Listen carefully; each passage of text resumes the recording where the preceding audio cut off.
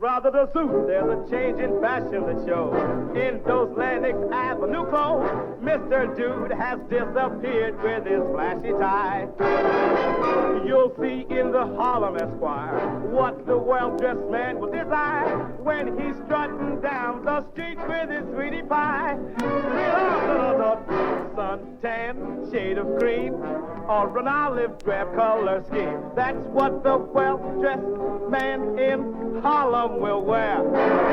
Dressed up in ODs with a tin hat for overseas. That's what the well-dressed man in Harlem will wear. Top hat, white tie, and tails no more. They've been put away till after the war. If you want to know, take a look at Brown Bomber Joe. That's what the well-dressed man in Harlem will wear. Suntan, shade of green, or an olive drab color. That's what the well-dressed man in Harlem will wear. That's really on the beat. Dressed up in OD, with a tin hat for overseas. That's what the well-dressed man in Harlem will wear. Ain't sound to move. Top hat, white tie, and tails no more. They've been put away till after the war. If you want to know, take a look at Brown Bomber really Joe. is a know. That's what the well-dressed man in Harlem will wear. All right.